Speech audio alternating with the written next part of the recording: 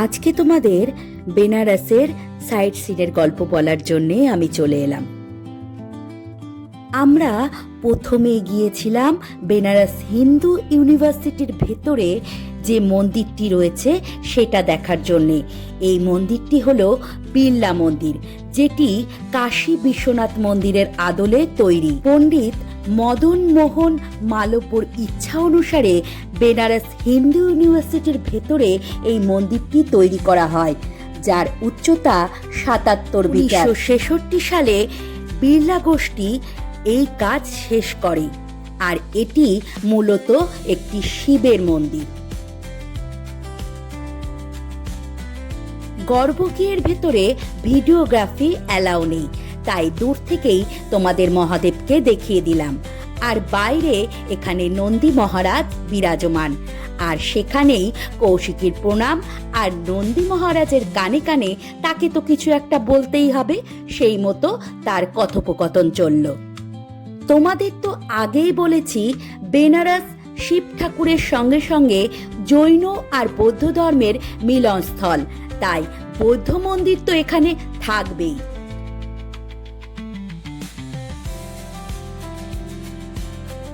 আর আমরা এখন মূল বৌদ্ধ মন্দিরে চলে এসেছি।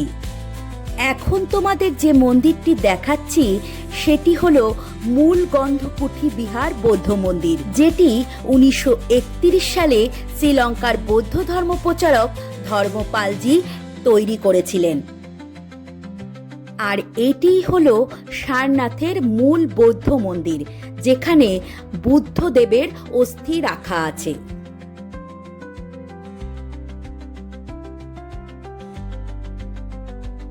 আগের ভিডিওতে তোমাদের দূর ওই ব্রিজের ওপর থেকে এই জায়গাটা দেখিয়েছিলাম, মনে পড়ছে? হ্যাঁ, ঠিক ধরেছ, এটা হলো সেই নমঘাট। এখন বিকেল ৫টা বাজে, আমরা চলে এলাম নমঘাটে।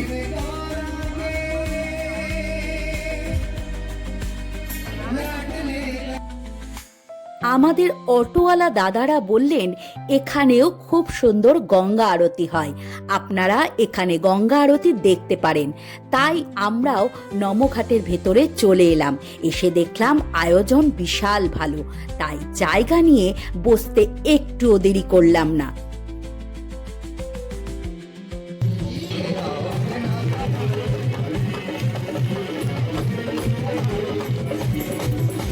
এরপরে আর কোনো কথা আমি বলছি না, শুধু অনুভব করতে হবে গঙ্গা আরতির অনুভূতি নেওয়ার জন্যে। বাকিটুকু শুধুমাত্র তোমাদের জন্যে।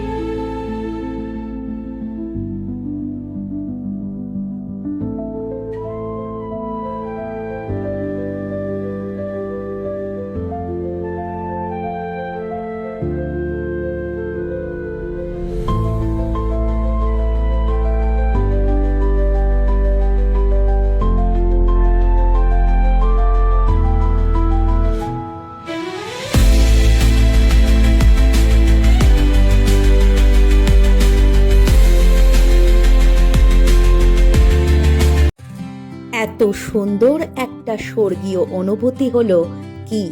তোমাদেরও তো হলো? অবশ্যই হলো। এত সুন্দর একটা গঙ্গা আরতি এত সুন্দর কাছ থেকে দেখব কখনো ভাবিনি। সেই মুহূর্তে আমার শুধুমাত্র মনে হচ্ছিল জীবনে কি পেলাম আর কি পেলাম না সেই হিসাব না করে নিজেকে সঁপে দাও শুধু শিবকে। সত্যিই শিবকে নিজেকে সঁপে দেওয়া যায়।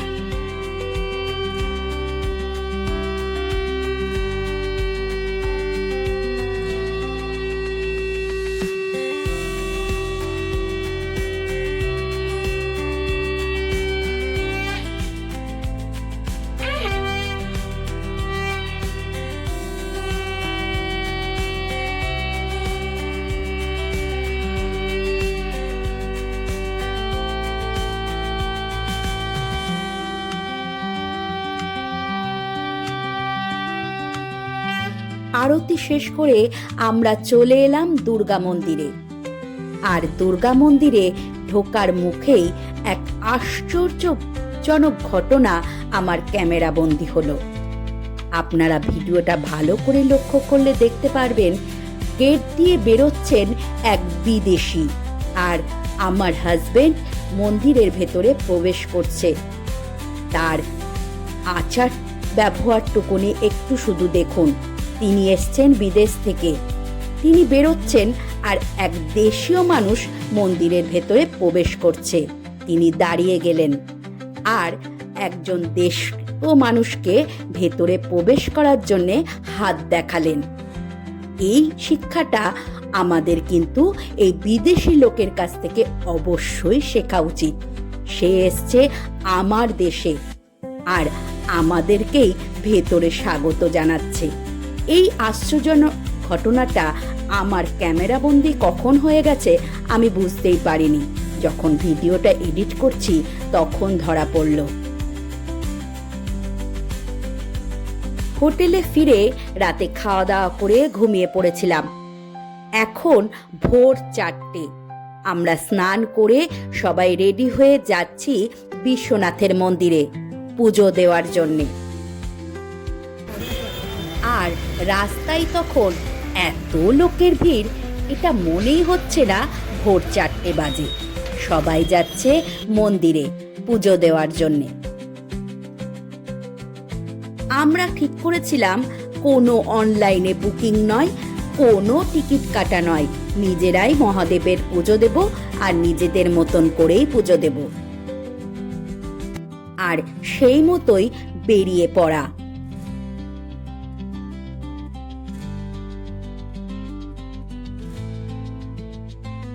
সামনেই গোধুলিয়া চড়াহা আর সামনেই নন্দী মহারাজের স্ট্যাচু। সামনে সোজা চলে গেলে বিশ্বনাথের মন্দির, আর ডান দিকে এই দিকে যেদিকে ক্যামেরাটা দেখাচ্ছি ওইদিকে দশাশ্বমেধ ঘাট। আর মন্দিরে যাওয়ার পথের গলির ভেতরে এরকম স্ক্যাম কিন্তু তোমাদের সঙ্গেও হতে পারে। তোমাদের বলবে চলুন পুজো দেওয়ার জন্য ডালা দেব খুব অল্প পয়সায়। একদম তাদের ফাঁদে পা দেবে না, সোজা চলে যাবে মন্দিরের কাছে। অনেক দোকান আছে, সেখান থেকে তোমরা তোমাদের পছন্দ মতো ডালা নিয়ে মন্দিরের লাইনে দাঁড়িয়ে পড়ো আর নিজেদের মতন করে পুজো দাও। আর তোমরা যদি মনে করো লাইনে দাঁড়াবে কিন্তু কোনো ডালা কিনবে না, তাও করতে পারো, কারণ মন্দিরের ভেতরেও সব রকম ব্যবস্থা আছে। ওখানেও ডালা নেওয়ার ব্যবস্থা আছে, ফোন রাখার ব্যবস্থা আছে। ভেতরে গিয়েও তোমরা সবকিছু রেখে মন্দিরের ভেতরে প্রবেশ করতে পারো। আর একটা কথা তোমাদের বলে রাখি যে টাকা দিয়ে কি ভগবানের পুজো করা যায়? হ্যাঁ, তুমি যদি বেশি টাকা দাও তাহলে তুমি ভগবানকে স্পর্শ করতে পারবে, তার কাছে যেতে পারবে। আর যদি তুমি টাকা না দাও তাহলে দূর থেকেই তোমাকে মহাদেবের মাথায় জল ঢালতে হবে। এই নিয়মটা আমার কাছে একদমই ভালো লাগেনি, তাই আমরাও সেই টাকার ফাঁদে পা না দিয়ে দূর থেকে মহাদেবকে জল ঢেলেছি। তাতে মহাদেব তুষ্ট হলো কি হলো না সেটা মহাদেব নিজেই বলবেন। পুজো দেওয়ার পরে আমরা সবাই একটু খাওয়া দাওয়াটা সেরে নিলাম। তারপরে আবারও দশাশ্বমেধ ঘাটের দিকে রওনা হলাম। আর ডান দিকে এখানে রোপওয়ের কাজ চলছে রাস্তায়, তার জন্যে রাস্তায় প্রচণ্ড ভিড়। গোধূলিয়া চড়াহাটা সবসময় খুব ব্যস্ত, আর এই রোপওয়েটা হলে নাকি এই ব্যস্ততা একটু কমবে। আর রাস্তার ধারে এখানে ফুল বিক্রি হচ্ছে, আর এখানে হচ্ছে রুদ্রাক্ষ ফল বিক্রি হচ্ছে, চারিদিকেই সমস্ত জিনিসপত্র বিক্রি হচ্ছে। আর এখানে এই শিবলিঙ্গগুলো দেখতেও কিন্তু বেশ ভালো লাগছিল। রাস্তার ধারের এই জিনিসপত্র দেখতে দেখতে আমরা এখন যাচ্ছি দশাশ্বমেধ ঘাটের দিকে। হঠাৎ এখানে নজরে পড়ল খিচুড়ি বাবার মন্দির। এখানে নাকি সব সময় খিচুড়ি হয়, আর দেখলাম পাশে বেশ কয়েকজন বসে খিচুড়ি খাচ্ছেও। আমরা এখন এসে পৌঁছালাম দশাশ্বমেধ ঘাটের কাছে। আর এই যে বিল্ডিংটা তোমরা দেখছো, এটা হলো দশাশ্বমেধ বোর্ডিং হাউস। এখানেই নাকি জয় বাবা ফেলুনাতে শুটিং হয়েছিল। এত পুরনো একটা শহরে পা রেখে নিজেকে ঠিক নস্টালজিক মনে হচ্ছিল। আমরা এখন চলে এলাম দশাশ্বমেধ ঘাটের সামনে, আর দূরে গঙ্গা দেখা যাচ্ছে। আর একজন মাইজি বললেন, কপালে তিলক কেটে দি মাইজি? আমি বললাম, হ্যাঁ, একটা তিলক তো কাটতেই হয়, বাবা ভোলেনাথের জায়গায় এসেছি আর মাথায় তিলক কাটবো না তা তো হতেই পারে না। তাই আমি আর আমার বান্ধবী দুজনাই মাথায় একটু তিলক কেটে নিলাম। তাহলে চলো, এই গল্পটাও আজকে এখানে শেষ করছি। দেখা হচ্ছে আবারও একটা নতুন গল্পে, নতুন পর্বে। আর ওই যে দূরে দেখতে পাচ্ছ, ওটাই হলো দশাশ্বমেধ আরতির ঘাট। সবাই খুব ভালো থেকো, সুস্থ থেকো, সাবধানে থেকো। আর ভিডিওটা কেমন লাগলো সেটা অবশ্যই কমেন্ট বক্সে জানিও। ভালো লাগলে একটা লাইক দিয়ে দিও। দেখা হচ্ছে আবারও একটা নতুন গল্পে, নতুন পর্বে। আর আমার এই পরিবারের সকল সদস্যরা যেন খুব ভালো থাকে, সেই কথা কিন্তু মহাদেবকে বলতে আমি একদম ভুলিনি। তাই সবশেষে হর হর মহাদেব।